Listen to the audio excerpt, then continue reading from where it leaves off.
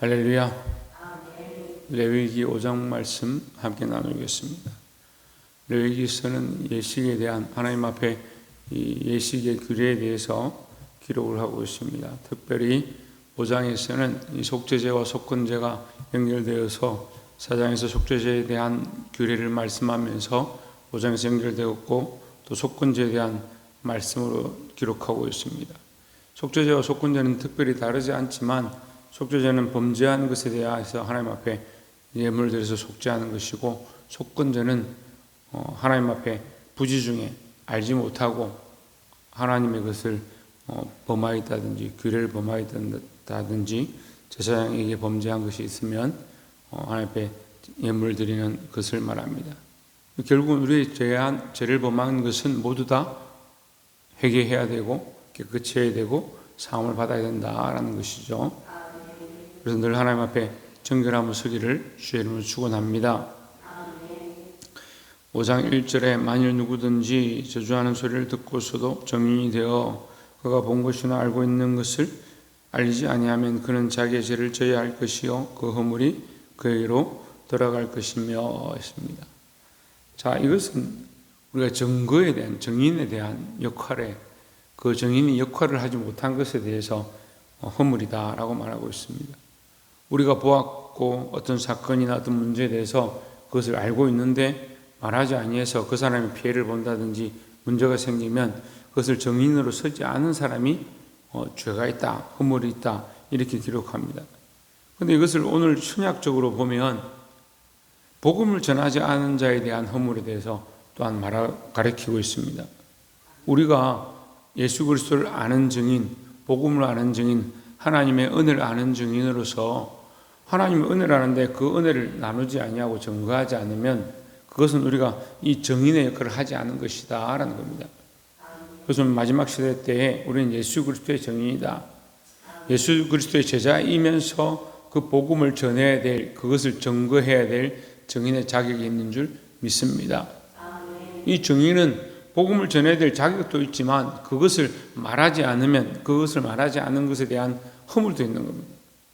그래서 우리가 복음을 전하지 않아서 그 형제가 믿지 않았다면 그 핏값을 너에게 묻겠다라고 말씀하고 있습니다.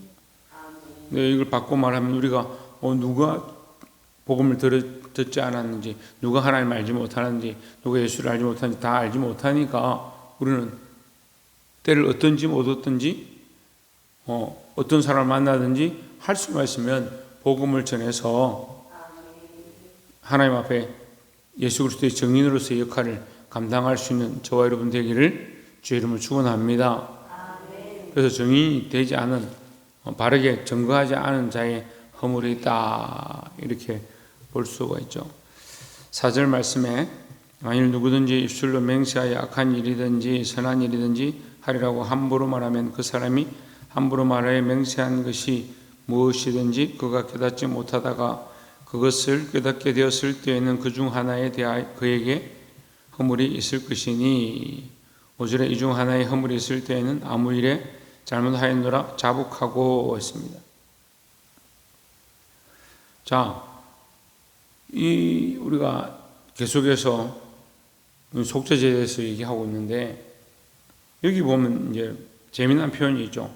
이 중 하나에 허물이 있다. 자기가 허물이 있는 것을 깨닫고 나면 뭘 하라?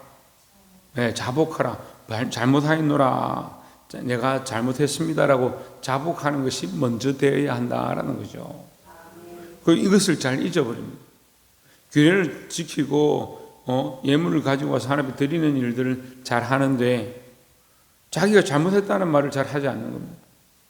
그러니까 자기가 죄인이고 죽을 수밖에 없고 죽어야 될 자를 위해서 하나님께서 이런 규례를 주시고 이 허물을 바치면, 이 제물을 바치면 내가 네 허물을 사겠다고 했다는 그 약속은 잊어버리고 그것만 생각하고 뭘 잊어버렸냐?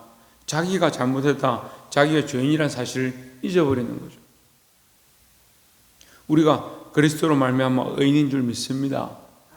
근데 원래 죽었을 죄인, 원래 이미 죽었던 허물 많은 죄인임을 늘 기억해야 한다라는 겁니다. 왜 그렇습니까? 우리가 말씀 앞에, 하나님 앞에 겸손하기 위해서, 우리가 죄인임을 깨닫게 하기 위해서 원래 죄인인 줄 알아야 한다는 거죠. 그래서 잘못했다. 너희가 먼저 자백했네. 자백하고 나서 헌물을 드려라. 제물을 드려라. 그랬으니까 우리가 하나님 앞에 나와 예배하는 것도 먼저 뭘 해야 된다?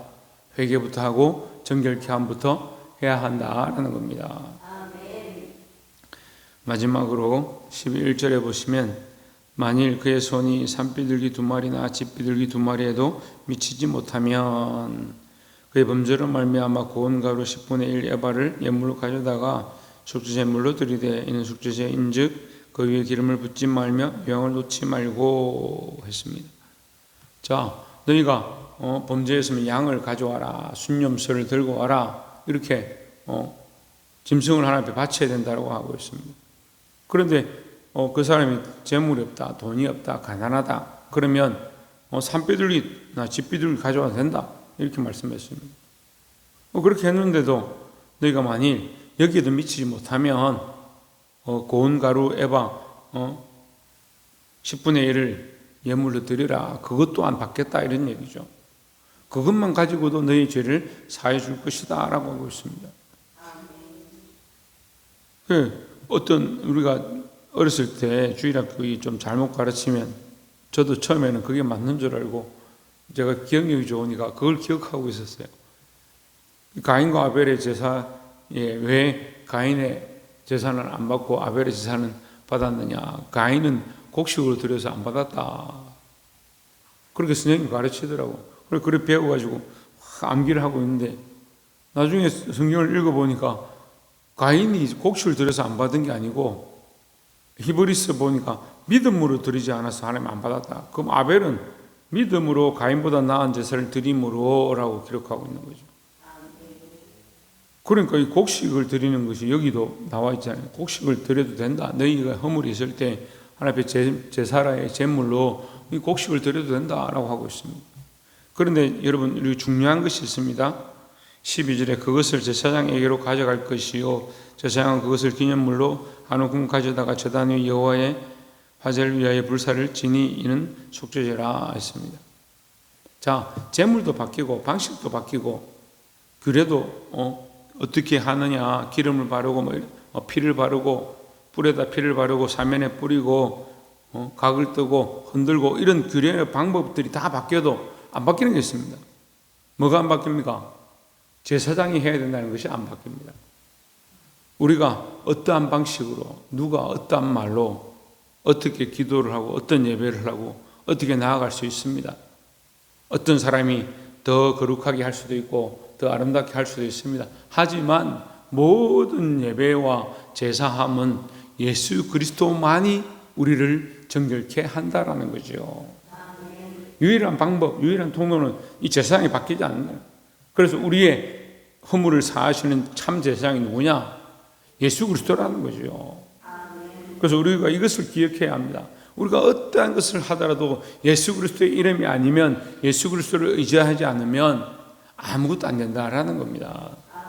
어떤 분들은 열심히 기도를 하고 나중에 예수의 이름으로 기도 안 하는 사람들, 예수의 이름으로 기도하는 거예요. 왜? 우리가 하나님 앞에 나아갈 자격이 없고 우리의 이름으로 하나님 앞에 뭔가 구할 수 있는 그런 존재가 아니다라는 거죠.